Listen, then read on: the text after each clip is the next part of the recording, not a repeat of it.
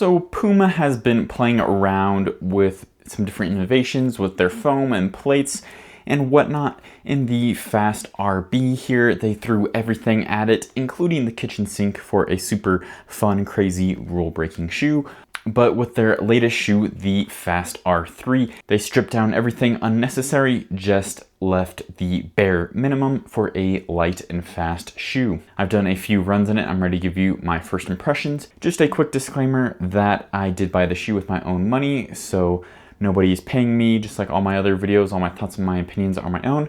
But let's go ahead and talk about the specs. The stack height is 39mm in the heel, 31 in the forefoot with an 8mm heel to toe drop. In a men's size 9, the weight is 6 ounces. The price is $300, and I put this in the carbon plated racer, aka super shoe category. All right, now let's go into some more detail and talk about what's new in the shoe overview. The upper uses a super light and minimal ultra weave engineered mesh with some structure and padding around the heel. The midsole uses a TPU-based Nitro foam Elite and a full-length carbon power plate that extends beyond the toe. The outsole uses Puma grip rubber with forefoot coverage and 2 patches in the heel. Now moving on to fit, I got my usual men's size 12.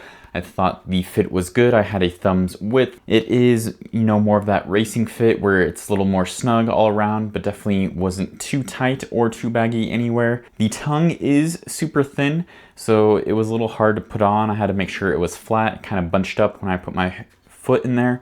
But once I got it on and got it flattened out, I didn't have any issues on the run with it bunching up or anything. So I thought I would just point that out. But yeah, I'd recommend going true to size with this shoe. Now let's get to the exciting part, the run and my first impressions in this shoe. And the ride of this shoe is definitely unique and fast. So it does have a pretty beveled heel here, and I have had issues with that in the past on certain shoes, but I definitely didn't have any issues here. I'm not a super heavy heel striker. I kind of tend to land a little more back end of midfoot, but I didn't feel like it's tipping me backwards or I was fighting against it or anything. It actually felt really smooth, but the crazy part came at the toe off, where you have the plate extend beyond the toe here, and it just feels super snappy, like you're bouncing off a diving board, where it's just a really unique pop off the toe. As for the forefoot foam itself, I didn't necessarily think it was the softest or bounciest forefoot I've ever experienced, but it was nice and responsive, nice and fast feeling.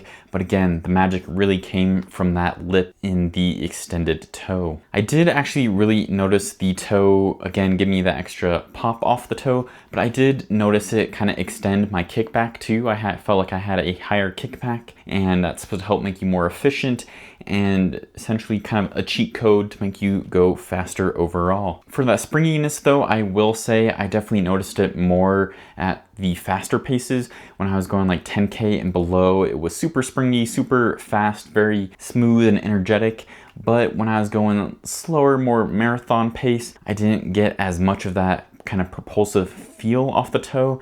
It just kind of felt more like a regular super shoe. So that's not necessarily a bad thing, but I do feel like kind of shorter, faster stuff is the sweet spot for me for this shoe. And that's probably just a me thing with my running style and preferences, but definitely a top contender for 10K and below, but I'm not necessarily sure I would reach for this for a full marathon just yet. All right, now I'm gonna do a couple of quick comparisons. The first shoe I'm gonna compare the Fast R3 to is the Vaporfly 4 from Nike.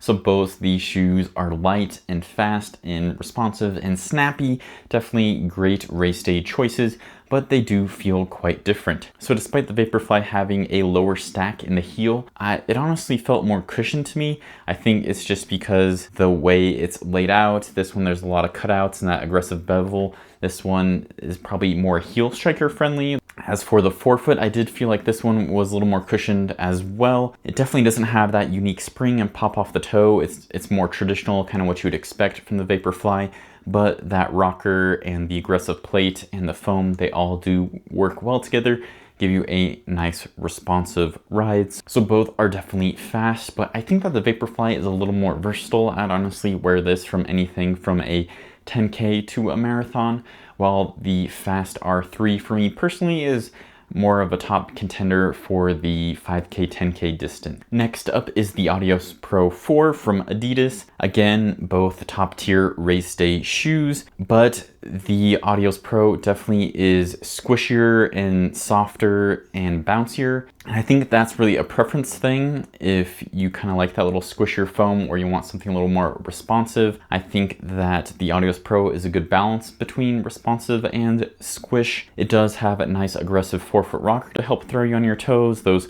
carbon infused rods in there too to help with that stiffness, give you a little extra propulsion. Definitely still can't match that unique extended toe here found on the Fast R3, but both definitely fast shoes. I prefer that softer feeling for my full marathons. So again, the Adios Pro 4 is top choice for me, but I do think this one's maybe a little too soft for some of those shorter distances, again, where I would go more towards the Fast R3. So the Puma Fast R3 is a fun and fast shoe. That unique toe off gives you a really fun pop off the toe, and that makes faster paces feel effortless. So I personally had no issues with the heel being unstable, but I could see some aggressive heel strikers have issues with instability back there. And I think that people that prefer something maybe a little more cushion feeling, a little more softer, probably won't like this for full marathons. But for me personally, I really like this shoe for those, again, those faster paces like 10K. This is a great option for that, for me and my preferences. So I'm gonna continue to put miles on the shoe and give you a full review with my final thoughts. Subscribe so you don't miss that. Thanks for watching, and as always, keep on running.